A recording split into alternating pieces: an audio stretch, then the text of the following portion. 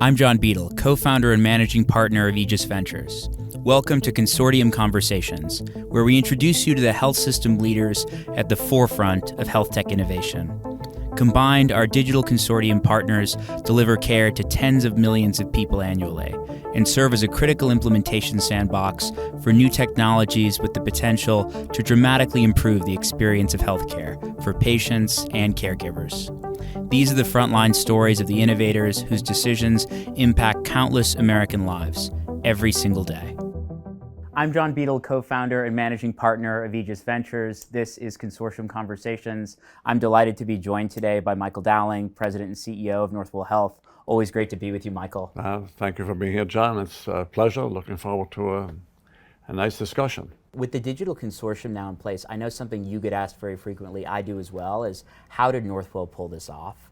What advice would you give to other health system CEOs that want to try to create this type of partnership, whether it's with us or whether it's with other organizations? We have lots of companies coming to us with ideas about how they think it works in healthcare, but they don't know healthcare. No.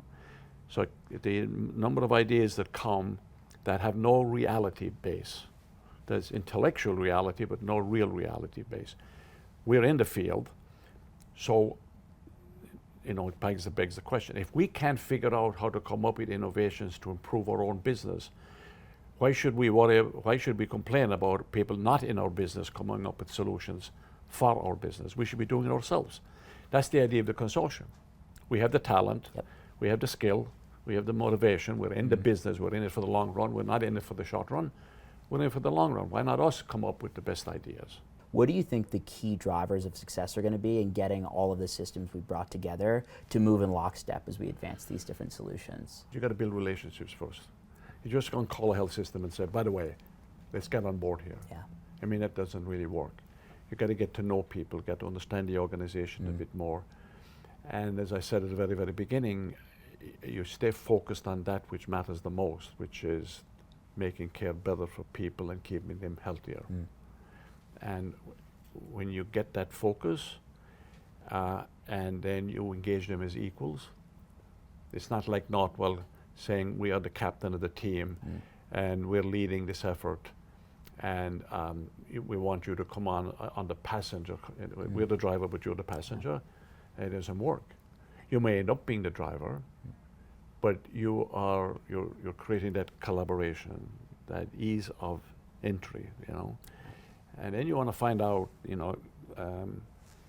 how many are you in it for the long haul. These things take a long time. They do. And you've got to be willing to accept the fact that it won't work right away. You'll have screw-ups here. You'll start something. There will be some of those organizations that are part of us that may not be with us 2 years from now. Yeah. But there might be others replacing them for a whole set of reasons. We talked a little bit about what's happening and we talked a little bit about the future, but if we're sitting here 5 years from now, what will we be talking about? I think at the end of the day, for us, it really comes down to, can we re-engineer the experience of healthcare, both for patients and for caregivers? Let's stick with technology for a second. You mentioned the four companies. I know you're going to the area. Well, you're much more expert than I. I was trying to keep you away from it. Keep going. You mentioned the four companies we've created. Yes. They've all gone extremely well, which has been great to see, soon to be a fifth. All have AI as a core focus, as you know. As you look at Northwell's overall AI strategy and where you see the biggest, fattest, lowest hanging fruit in terms of different types of opportunities, how are you all thinking right now about how to prioritize the different opportunities to deploy? Well, this is a discussion that goes on at all of our meetings all the time because AI is going to be integral to everything that we do. Yeah. I mean, there is nothing, and it's been around for a long time, as you know, but the capability of it is extraordinary now. Here, there's a real excitement inside Northwell for all of this. There is a little bit of worry that we're making sure that we don't allow AI to do things that we'll wake up one morning and say, this is very, very dangerous. And how are you putting those safeguards in place in terms of accuracy, privacy, safety? You take it piece at a time. And inside this structure that I just created, we'll be looking at each of it's part of the Center for Learning and Innovation, part of our innovation center, working with holdings, is to put the firewalls around. We're in a period of experimentation. We know where we're moving toward, but I don't think we know yet how to set the guardrails on all of this as we go forward. We know it's going to advantage us. Now, I had somebody sitting in this room a couple of hours ago that went and was telling me he goes to the physician last week, and as he's sitting in the weight room, he uses GPT, right? Yep. And it diagnoses what it thought was wrong with him. So he goes to the doctor. He gives the doctor the analysis that Dr. Google said was wrong with him. And then you'll have patients using this. Yeah. So it's not just on the provider side, it's on the patient side. It is. And now the question becomes, when patients use that more, what does the doctor do? Accept it automatically, review it, question it, make sure it's truthful, because you're going to misinformation. Just like the doctor will make bad calls, so can the technology. So we've got to be careful. And that's why you've got to put these guardrails, just to make sure that from the patient point of view, we guarantee security and safety all the time. So keeping in mind the risks, which you're doing a great job of safeguarding against, how blown away are you as you look at what's now possible? What's happening with AI and all of those other dramatic improvements is part of this continuing journey of continuous evolution. And all along the way, you had the traditionalists, right? And you had, the newbies doing new things. You had little tensions between them. It's part of progress. It doesn't happen in a straight line.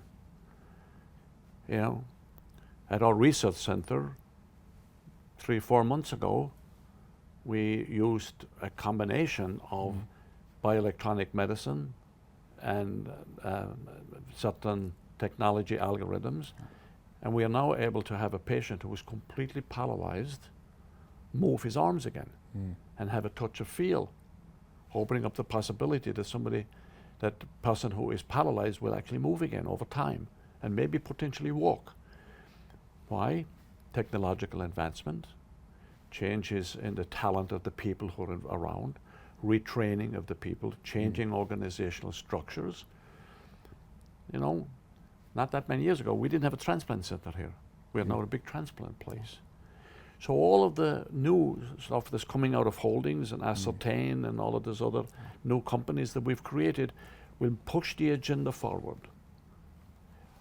I see enormous continuous improvement. In fact, we're living much longer than we ever lived before.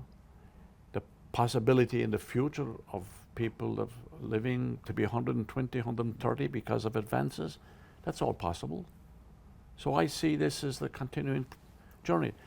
And organizationally, creating a place like Northwell that does all services, all aspects of care delivery, on the innovation side, to the delivery side, inpatient, outpatient, home, provides a wonderful lab, with a laboratory of innovation. So you put the new tools in place like AI into a system like this that is various, like home care. Home care is going to completely change because we couldn't do remote monitoring years ago. You can do it today. That's, I think, it's just fantastic. We're lucky. You've spoken a lot about clinical innovation. Yeah. Northwell's been a great leader there. As you know, a lot of what we're doing together is on the administrative side, automating patient engagement and how the patient accesses the health system, automating the back office to try to scale things like nurse case managers, which are incredibly scarce resources. How excited are you by what you're seeing in large language models related to scaling and streamlining a lot of the back office administrative processes that have been such a pain point in healthcare? I think all of that is dramatic. It shows dramatic improvement. I think there's huge potential, but that requires also. Now we have to go back into rethinking about what is the talent that we need. How do we educate? I mean, you don't want to create an environment where you do everything so well that people are on the unemployment line. You've got to retrain them to do other things. And if that's not done, because the human downside of this could be, if I got rid of an awful lot of what is done manually today, I don't retrain people for other jobs that will keep them employed. Now you can have a real negative reaction, because And that's you've what been a people- huge leader in training for this workforce as well, across Long Island, across New York. Well, yeah, we have a major center for learning and innovation. We're creating it right across the street from where we are. What I see as a university, we're a university. Yeah. We're in the talent management, talent development, training arena.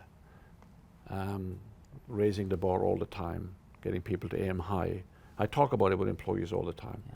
If you're not continuing to educate yourself, you're staying behind. You're at the train stack, you're on the train station, and the train is gone. You got to keep moving. And this is where I think we have to have a major discussion about the role of education as part of all of this. How do we train physicians now? Now we're using AI in the training of physicians. How do we train nurses? What new skills do we develop? The first thing I created when I became CEO was the Center for Learning and Innovation. It wasn't just a Center for Learning, it was Center for Learning and Innovation. It's to change the way we do things. That was the first center like that in the United States back in 2001. I've heard you many, many times say that you're a healthcare optimist. As you look at the landscape today and all the innovation that's happening, what makes you most optimistic? Well, let me give you who the hell wants to be a pessimist? I Who agree. wants to follow a pessimist with regard to the relationship between Aegis and us? I'm unbelievably optimistic about what the good that can come out of this at the end, and the good that has come out today. But no matter how good it is today, it's not going to be good enough. Tomorrow is going to be better. Yeah. And we keep progressing, and the future will be much better for the people that we're all concerned about serving, including our own, I make it personal with a lot of people. I say, what do you want your kids to say about you? What do you want your kids to experience in the future? You want them to experience a place better than the one you had. That's progress, that's growth, that's advancement, and that's optimism.